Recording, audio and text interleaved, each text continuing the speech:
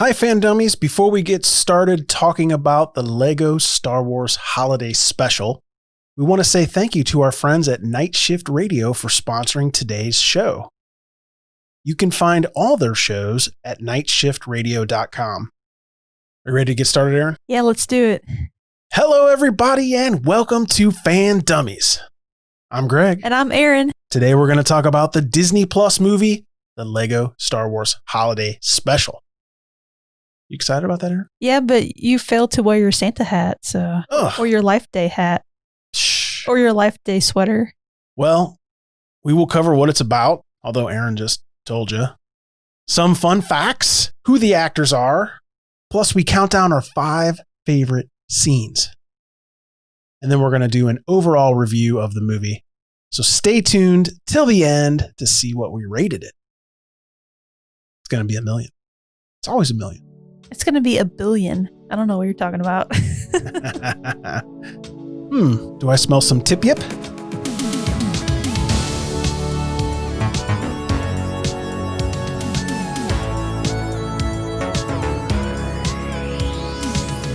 All right, let's talk about what the LEGO Star Wars Holiday Special is all about. Isn't there like some short name we can call this? Like, that's a mouthful. The LEGO Star Wars Holiday Special. And you have to say the. The is part of the name. Just call it the Holiday Special? I don't know.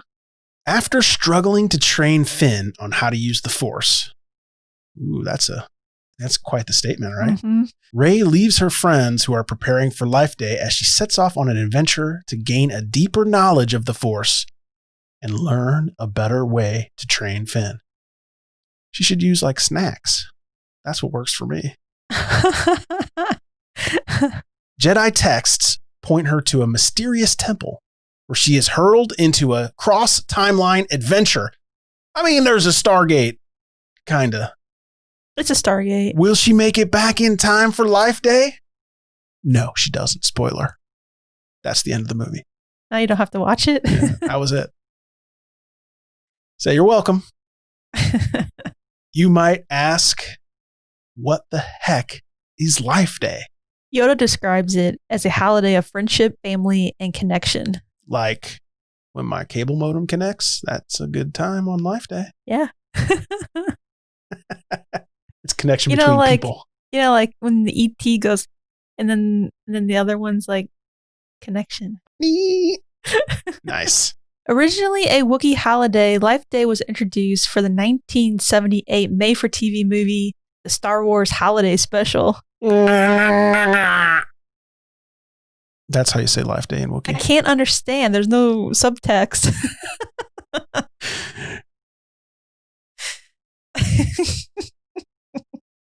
Many people associate Life Day with Christmas because there's a tree and lights, but is really meant to be an inclusive gathering of friends and family to celebrate life. They don't have time for Thanksgiving and Christmas or multiple holidays. It's like a combination. They're just like, wham, bam, thank you, ma'am. Festivus for the rest of us. Seinfeld reference. Well, when you're traveling the galaxy, it's pretty hard to go back home, I guess. Because they're gone for so long. When I was researching this, it said it's normally in the autumn. And I'm thinking, what planet? Obviously, the Wookiee's planet. Yeah. The reason Aaron commented about how the Wookiee wasn't subtitled was because in the 1978 Life Day holiday special, apparently there's a Wookiee conversation and it's just Wookiee noises with no subtitles. So it's literally just Wookiees making noises at each other and no one knows what they're saying. All you do is just don't feed Java for a few hours and you'll hear those Wookiee noises. Oh my gosh, true. But if you're a patron, it's going to be pretty exciting because we are going to watch this train wreck, this 1978 Star Wars, we'll call it the original Star Wars Holiday Special. And we're going to tell you what we think, and we're going to compare and contrast it to this movie. So if you want to get in on that action, it's going to cost you. Not very much. but a little. How are we going to watch it, Greg? Because the Star Wars Holiday Special from 1978 doesn't exist on like DVD, VHS, anywhere. It only was aired once. Yeah. Well, lucky for us, friend of the show, top supporter, George Lucas, he has it in his basement and he sent us a copy. So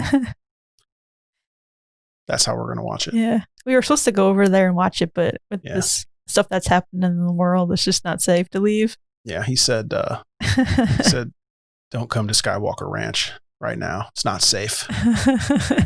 We're going to watch it like everyone else watches it on YouTube. Yeah. I like the people are in their car like, whoa, like, I know this podcast is good size, but dang. Then we just let them down. Someday, Greg. The funny part about that is George Lucas, he never wants the movie to be released. It is that bad. Yeah. Never wants it to see the light of day. It played on network TV once, and it's never to be seen again. Yeah. I'm surprised it's even on YouTube. True. All right, let's get into this thing. Let's get into some bits. The Lego Star Wars Holiday Special was directed by Ken Cunningham and written by David Shane. We couldn't find any information on how much it cost to make the Lego Star Wars Holiday Special, but we know how much Legos cost. And like if you go to the Lego store, one of those Star Destroyers is like $900, and there were like 6 of them in this movie. So it was expensive. Do we know how much the 1978 version of this thing? Yeah, they had a budget of $1 million for it. Man, can you imagine? Yeah, what does that translate to today's money? George Lucas spent $1 million, and then he went like, we're not releasing this. Yeah. I wonder if he got his money back on it. I don't know. Like, is there like a return policy on these kind of movies? Yeah, I was reading stuff about it, like why it was so bad. And apparently George Lucas didn't have much to do with it. Like he was too busy moving his company at the time. And so they hired this other production company to run it. And it just sounded bad. Yeah. And nobody wants to claim it or be responsible for it nowadays. That's how bad it is. We haven't even watched it yet. We've seen a little bits of it. Yeah, the bits we've seen are pretty bad. One interesting thing to know about anything Lego Star Wars is they are not part of the official canon. So if you're worried that this movie is like retconning the entire Star Wars franchise, which if this was canon, it would essentially retcon every single movie and some like Clone Wars and some Mandalorian, it would retcon everything. Yeah. When the first couple minutes started, I was like, what? Well, don't be worried about it because it's not canon. It's just a silly Star Wars-y movie. With Legos. With Legos. It's cute. Yeah. What makes it fun is there were some past Star Wars live action actors and some new to us actors and some actors that were in the Clone Wars. Who were some of the, we'll call them OG live action actors? There's Kelly Marie Tran, and she voiced Rose Tico. Okay, yeah. She was Rose in the movies. Yeah. There's also Billy D. Williams, Lando Calrissian. I do know Lando Calrissian.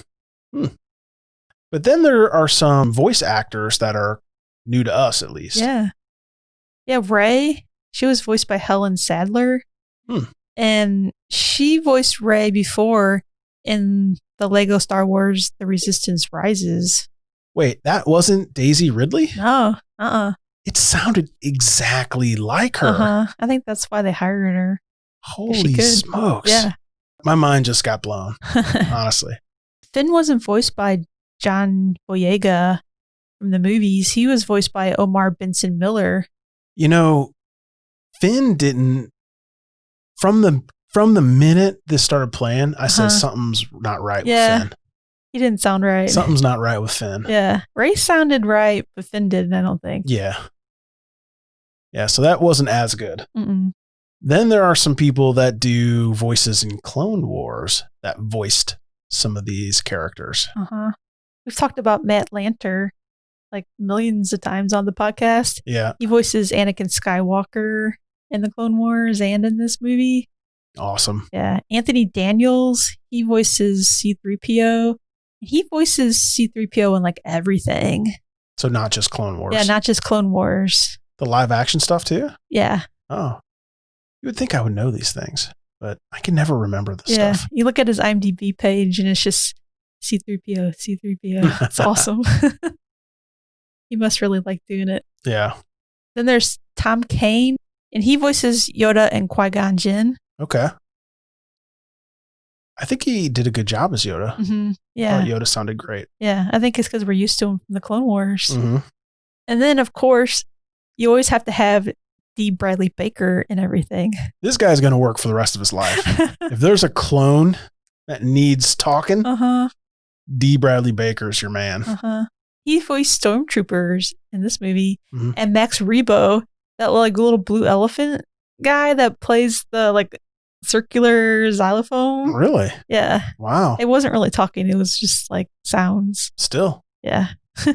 And fun fact, I had to add this in, and I'm sure we'll talk about it more later when we talk about The Mandalorian, but D. Bradley Baker voices the Frog Lady and Frog Man in The Mandalorian. Nice. Yeah. I like how these people kind of stick together in Star Wars world, right? Like it's not just fans, it's also the actors and actresses and all the people that work on it. It seems to be very a tight-knit group. I don't know if it is. It just seems that way. Yeah. Because we read the same people's names over and over. It seems like there's a lot of very talented voice actors in these animations. Oh, I know. I can barely make my own voice. The Lego Advent Calendar for 2020 figures are modeled from this holiday special. And spoiler, we ordered one today. Can't wait. Darth Vader is wearing his Death Star sweater, which is awesome. Poe is wearing a BB-8 sweater, which is super cool. And the fold-out playmat shows the Millennium Falcon decorated with Christmas lights. It's awesome. It is super cool. I can't wait to put them together. Yeah, last year we did an advent calendar with little Marvel Funko Pops. We opened them every day on TikTok. Yeah. So I'm sure we'll do the same thing with this advent calendar. We'll put them on TikTok or we'll Instagram. Put them everywhere. Yeah. Yeah. We'll put them everywhere. Before we get into our top 5 scenes and our review, it's time to talk about the FanDummies Patreon. For $5 a month, you get early ad-free episodes and bonus content, both audio and video. As we talked about earlier, we are going to do a special episode for our patrons around this 1978 holiday special and how it compares to this Lego holiday special. We put in segments from time to time specifically for our patrons, and we're always available to our patrons in the Patreon app. So check us out at patreon.com/FanDummies. We'll put the link in the show notes. If Patreon isn't your thing, you can still support FanDummies by going to Apple Podcasts and leaving us a review. We would appreciate that. Subscribing to our YouTube channel, hitting the little bell so that you get our notifications and listening to the show. Honestly, that's the best way to support us. We hope we're making content that you like. If we are, tell somebody, random person in the street. Just roll down the window, right? You don't want to get too close, so you're going to have to yell. 6 feet. 6 feet, right? Roll down the window. You're like, hey, you, buddy, with the mask. Yeah, you should check out FanDummies. It's the best. You could just post one of our podcasts on your social media feed. That's probably easier than yelling at somebody. Oh. See, Aaron offers practical suggestions where I'm a lunatic. I imagine there's like probably 10 people in the world right now that's thinking, I'm rolling down my window tomorrow. I'm telling someone about this. If you do, awesome. Video it. Thank you. Yeah. All right, let's get into the 5 best scenes, and we're going to count them down. So we're going to start at 5, go to 1, 1 being the best. Now, leave your comment below if you're watching this on YouTube or if you're in CastBox, where you can leave comments, and tell us what your favorite scene is. Number 5. During the final battle scene of The Mandalorian Season 1, Rey and Darth Vader stop fighting midair. So the little Stargate swirly, we'll call it the Force Gate. The Force Gate opens up in the air and they fall down through and they see Mando holding little baby Yoda and they both stop fighting and they go, oh, so cute. What's fun is the second they go through the Force Gate, it starts playing the Mandalorian music. It's like doom doom doom doom doom doom doom doom doom doom doom doom doom doom. That's not it. What are you talking about?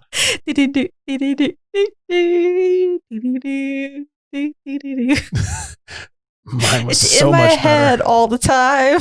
The first little first note came out. I was like, the Mandalorian, Baby Yoda. Do do do do do do do do do do. Better. Thank you. Number 4. Kylo Ren is dancing around with his shirt off, being excited that he is now the supreme leader, and General Hux is having trouble getting a complete sentence out because a shirtless Kylo Ren is distracting.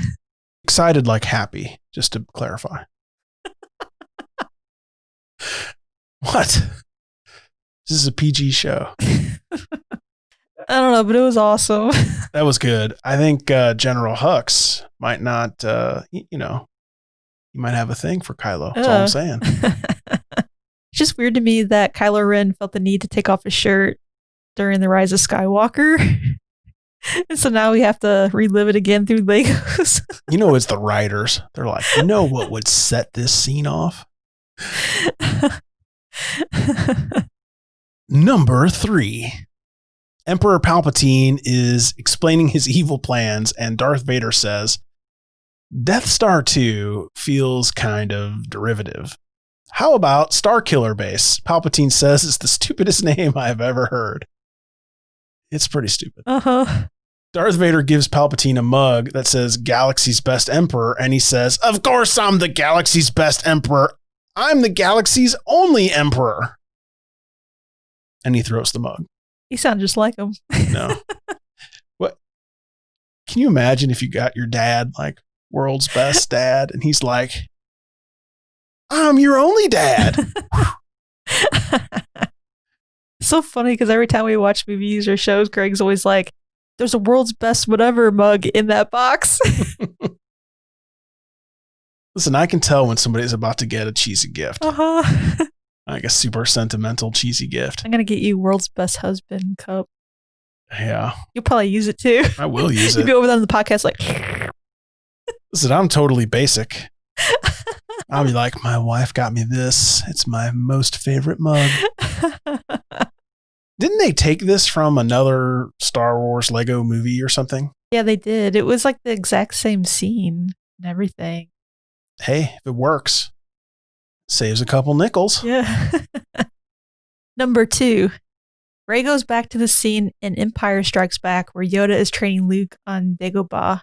I just love seeing Luke doing a handstand with Yoda on top. It just gives me the feels. So much. And Rey is so excited just to witness Luke training. I just loved it. What's so funny about this scene that you don't see in Empire Strikes Back because it didn't happen, but Luke gives Yoda some lip. Yoda gives him the line everybody quotes, like, either do or do not, there is no try. Yeah. And Luke goes, isn't trying good? And he says, there's no participation trophies for Jedi. It's just something that people say as advice, but it just doesn't mean anything. It's from a movie. It has no, of course you should try. I like that quote. You should definitely try. You can't do anything if you don't try. Number 1. This is the best scene in the whole movie, and hopefully we can explain why a little bit. When Luke throws the Bantha blue milk carton at Kylo Ren, and Kylo stops it in midair, and he stops it, and it kind of vibrates like, and it's just like in The Force Awakens when Kylo stops the blaster bolt with the Force. What makes this, in my opinion, the best scene of the movie is because someone paid such close attention to detail in The Force Awakens and thought of a way to incorporate this into this movie in such a way that it was freaking hilarious. So good. I don't know who thought of this. And remember, this is pre-Force Luke. So this is a New Hope Luke. He was on Tatooine. He just stepped out of his igloo, right? He knows nothing of the world. And pretty much his only act of aggression he could possibly do is throw his milk at Kylo Ren. It was kind of cute though.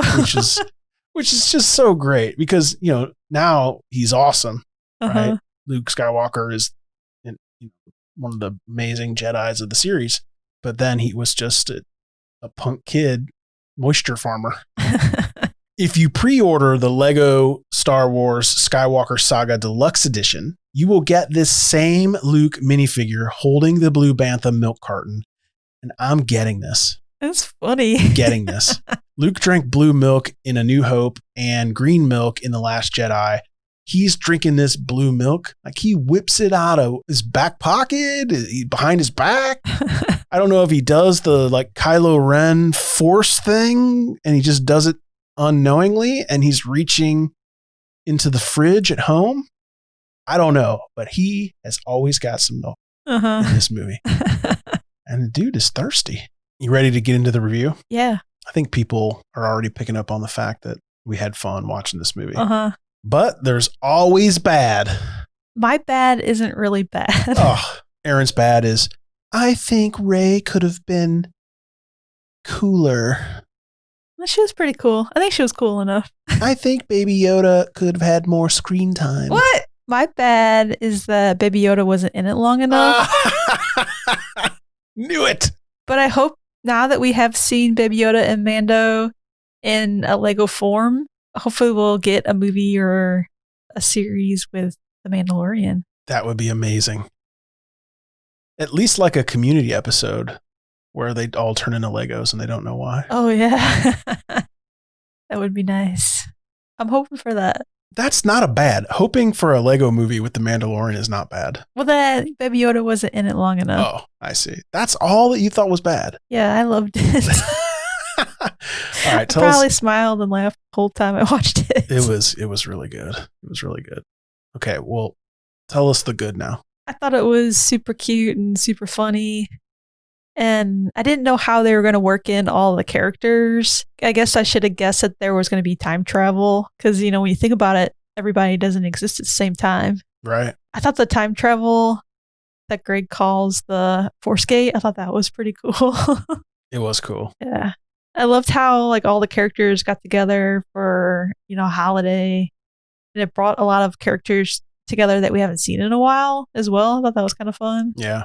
I really like the pod racing scene. We see the pod racers in the Phantom Menace. Pod racers are awesome. I really like the scene from Dagobah with Luke and Yoda. I really like that. And I liked how all the bad guys were actually really funny. They were super funny. They were not like villains.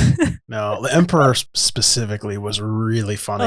I really liked Kylo Ren, and I didn't really like Kylo in the movies. No. Different personality. I guess I didn't really like Emperor in the movies either. I mean, he's just a bad guy. Yeah, he was pretty scary. You're not really supposed to like him. No. Even Darth Vader was pretty funny. Yeah, he was good. He was good. It's just hard not to like the dark side in this movie. Just saying that. That's all you ever like is the dark side. For me, the only real bad that I can think of is that it's not canon. I think it would be great for stuff like this to explore the Star Wars universe. Maybe not with the same characters, but there has to be other Force-related things going on in the Star Wars universe. I mean, look at The Mandalorian.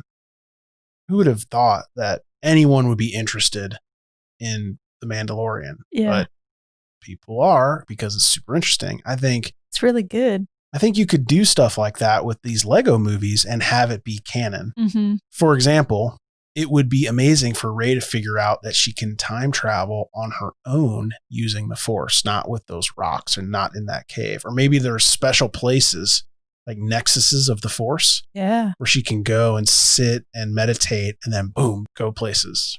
Because we know they can force time. So. Me from the bathroom. Yeah. You can call me on your Force time. Anytime you need to talk. I mean, I love the fact that this movie was an exploration of all the movies. It was a fan service movie. Mm-hmm. It gave me the feels the entire time. Uh-huh. It was nonstop goodness. Seeing all the major events of the Star Wars universe was amazing. I also like the fact that they poked fun at some of the weaker plot points. Just like saying, shouldn't I try? Like, no, there's no participation trophies. Because that's what everybody thinks. Like, what do you mean do or do not?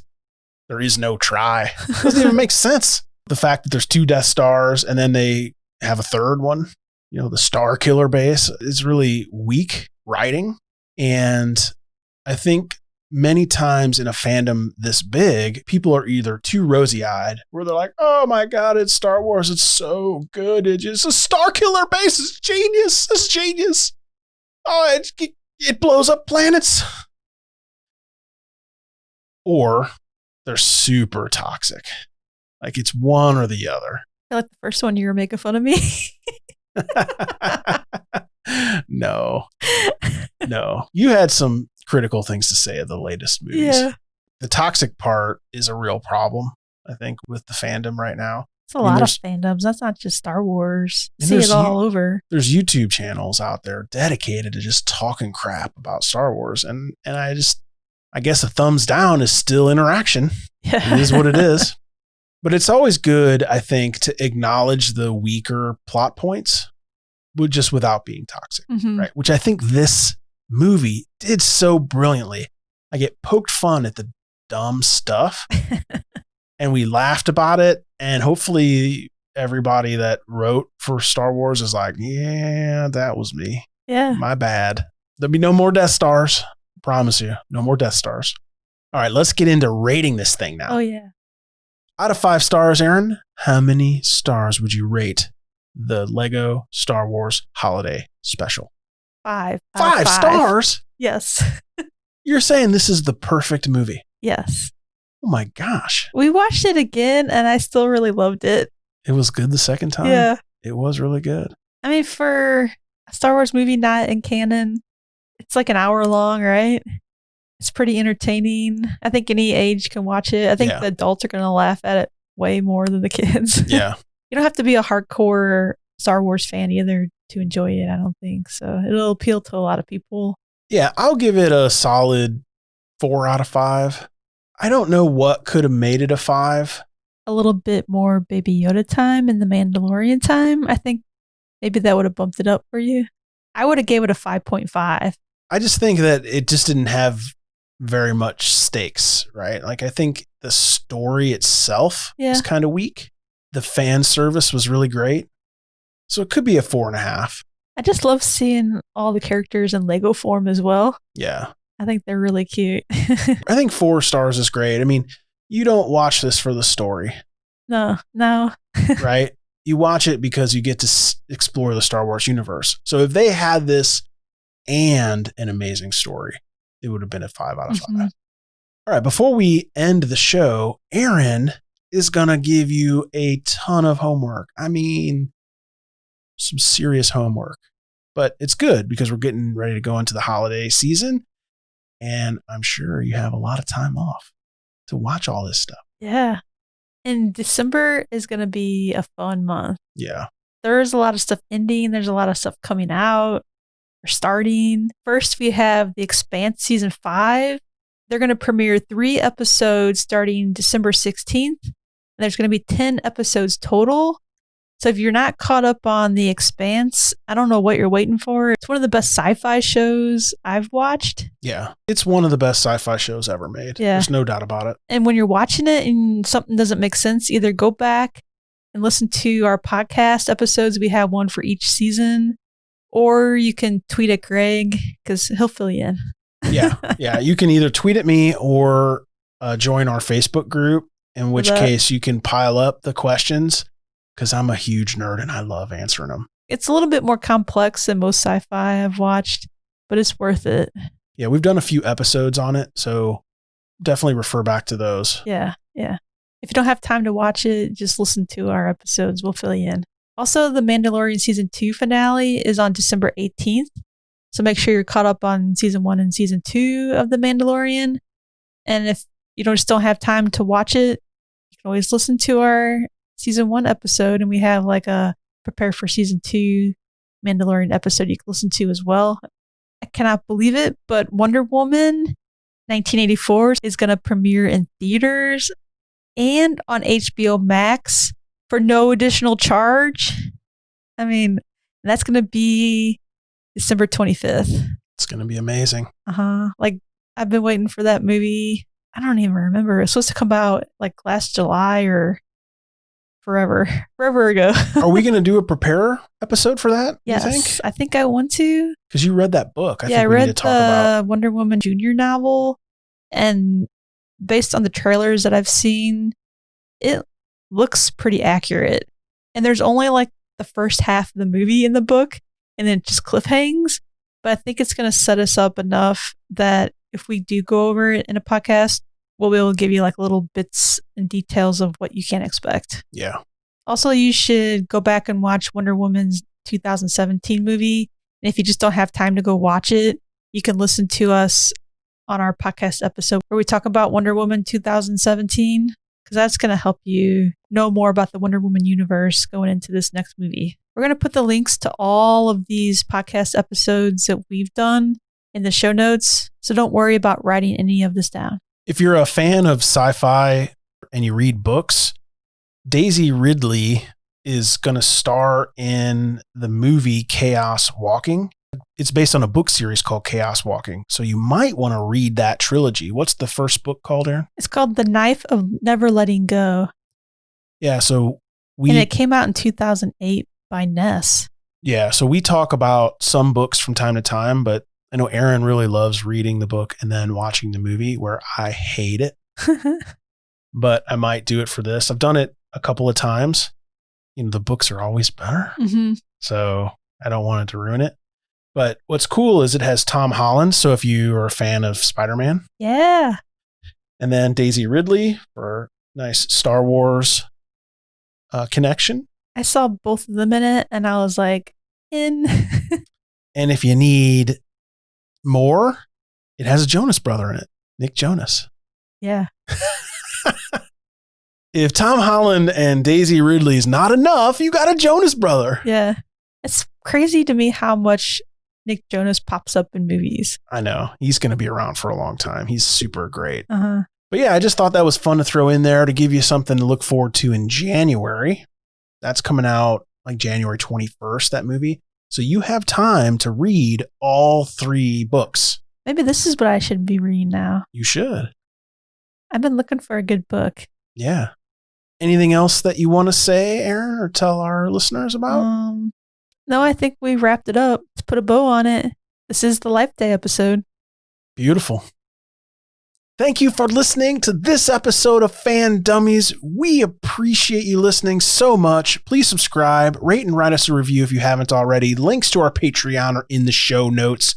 Come to our Facebook group if you want to talk to Expanse. If you can't remember this book that I just talked about, look in the show notes. If you need anything at all, at me at Twitter, at Aaron at Twitter, both at FanDummies.